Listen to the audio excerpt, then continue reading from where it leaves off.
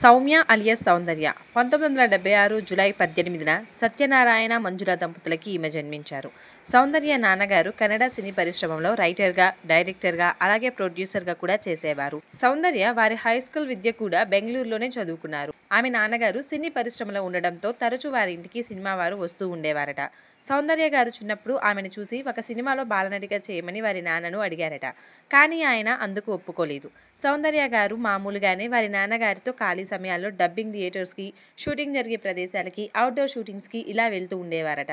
ఇలాగే ఒకసారి వేసవి సెలవుల్లో నాన్నగారితో డబ్బింగ్ థియేటర్కి వెళ్ళగా అక్కడ హంసలేఖ అనే మ్యూజిక్ డైరెక్టర్ సౌందర్య గారిని చూశారు. ఈయన మ్యూజిక్తో పాటు స్టోరీలు, స్క్రీన్ ప్లేలు కూడా రాస్తూ ఉండేవారట. ఆ సమయంలో ఆయన గంధర్వి అనే స్టోరీ రాశారు. ఆ స్టోరీలో సెకండ్ హీరోయిన్కి సౌందర్య అయితే బాగుంటుందని వారి నాన్నగారికి విషయం చెప్పి, షూటింగ్ చాలా తక్కువ రోజుల్లోనే పూర్తయిపోతుందని, ఎలాగో సెలవులు కదా, చదువుకి ఎటువంటి సమస్య ఉండదని చాలా రిక్వెస్ట్ చేశాడట.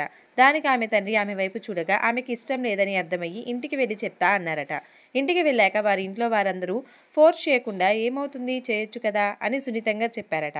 ఆ తరువాత హంసలేఖ గారు ఇంటికి వచ్చి మరీ రిక్వెస్ట్ చేయడంతో ఇంట్లో వారు కూడా చేయమని అనడంతో ఆమె ఒప్పుకొని షూటింగ్ మొదలుపెట్టారు. వారు చెప్పిన విధంగానే షూటింగ్ చాలా త్వరగా పూర్తి చేశారు. అలాగే 10వ తరగతి సెలవులు కూడా పూర్తయిపోయాయి.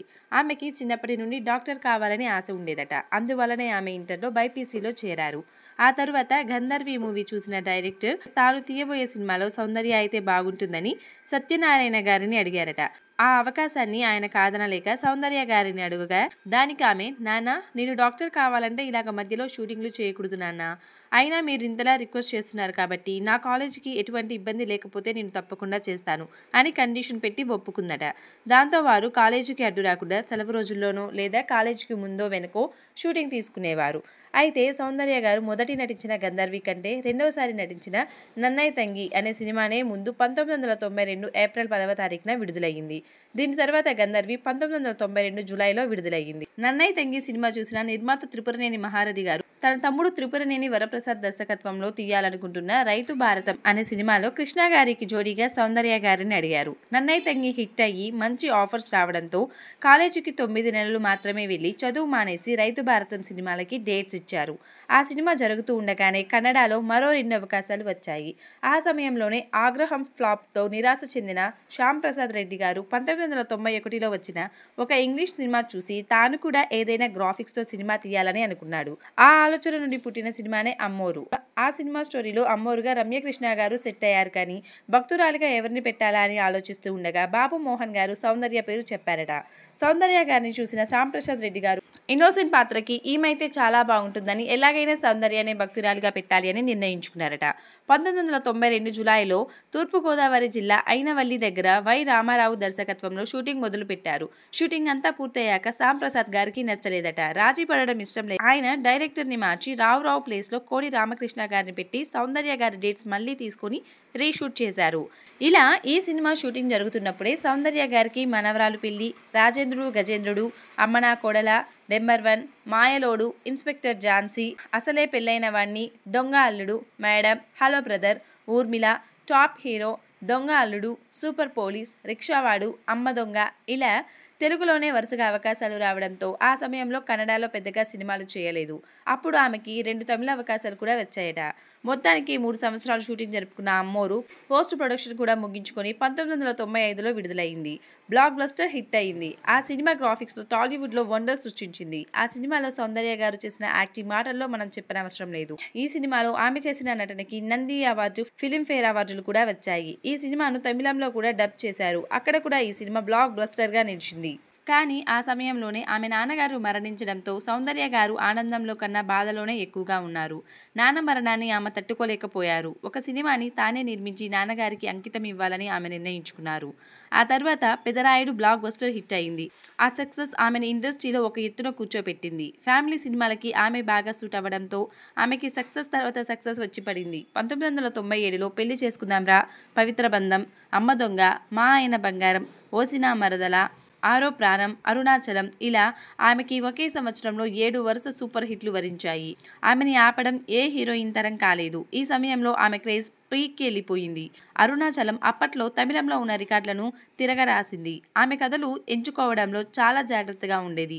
ఆమెకు వచ్చిన కథలను ఏవి పడితే అవి కాకుండా ఆమె బాగా ఆలోచించి కథలను ఎంచుకునేది. హిట్లపై హిట్లు, సక్సెస్ల మీద సక్సెస్లు రావడంతో ఆదాయం కూడా పెరిగింది. ఇక ఆమె వారి నాన్నగారికి అంకితం ఇవ్వడానికి కన్నడలో గిరీష్ కాసరవల్లి అనే డైరెక్టర్తో ఒక సినిమా ప్లాన్ చేశారు.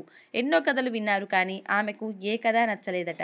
ఇలా కథాన్వేషణ జరుగుతూ ఉండగానే 1998లో చూడాలనుంది, పెళ్లిపీటలు, శ్రీరాములయ్య, సూర్యుడు, అంతఃపురం, తాంబూలాలు, దొంగాట, శుభవార్త, రాయుడు, కన్నడలో ధోనిసాగలి, కాదల్ కాదల్ వంటి సినిమాలలో నటించారు.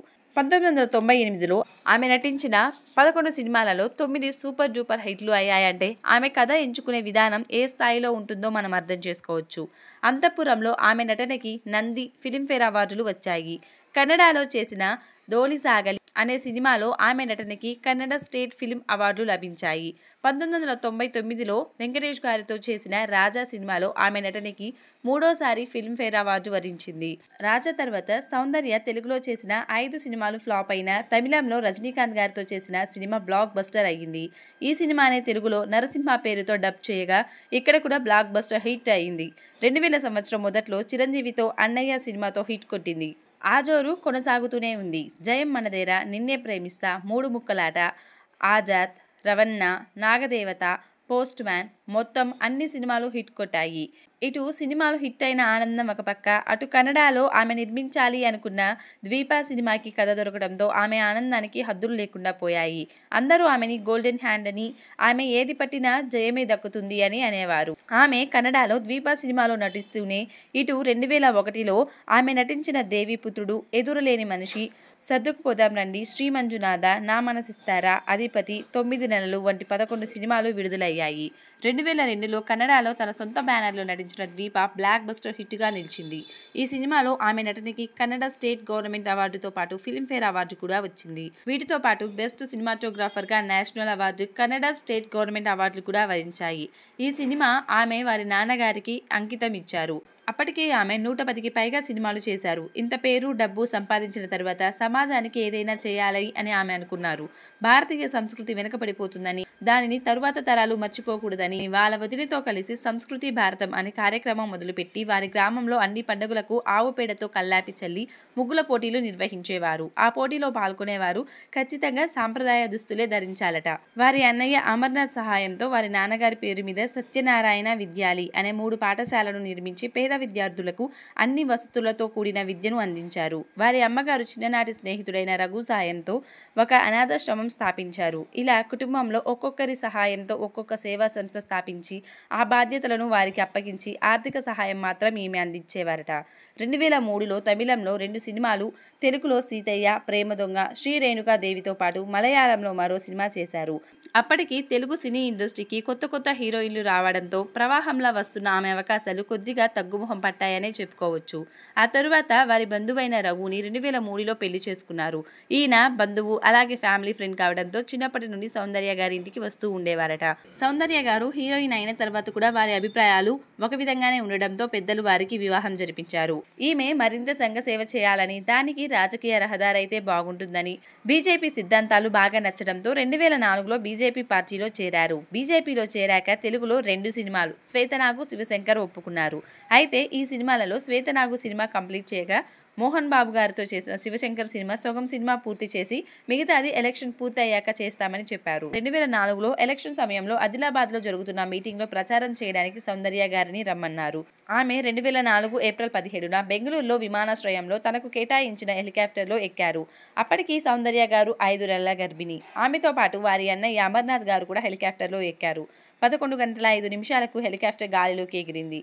ఎగిరిన కొద్దిసేపటికే హెలికాప్టర్లో సాంకేతిక లోపాలు రావడంతో పైలట్ గాంధీ కృషి విజ్ఞాన్ కేంద్ర యూనివర్సిటీలో ల్యాండ్ చేయడానికి ప్రయత్నించారు.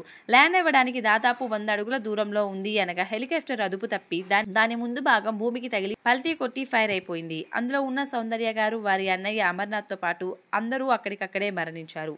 సౌందర్య గారు చనిపోయిన తర్వాత ఆస్తి పంపకాలలో వారి కుటుంబ సభ్యుల మధ్య వివాదాలు తలెత్తాయి. అది వేరే విషయం. సౌందర్య గారు తెలుగులో నటించిన శివశంకర్ మిగతా భాగం ఆమె లేకుండానే విడుదల చేశారు.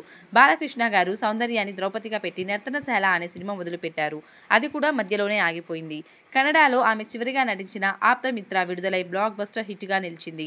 ఆ సినిమాలో ఆమె నటనకి 5వసారి ఫిల్మ్ఫేర్ అవార్డు దక్కింది. ఆమె చనిపోవడమే బాధాకరమైన విషయమైతే 5 నెలల గర్భిణీగా చనిపోవడం అత్యంత బాధాకరమైన విషయంగా మిగిలిపోయింది. ఆమె అందంతో పాటు అభినయం, నటన ఎంతో అద్భుతంగా ఉంటుంది.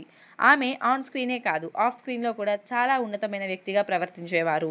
అవకాశాలు ప్రవాహాలుగా వరిస్తున్నా కూడా ఏనాడు ఆమెలో కాస్తంత గర్వం కూడా కనపడలేదు. అటువంటి నటిని కోల్పోవడం చాలా దురదృష్టకరం.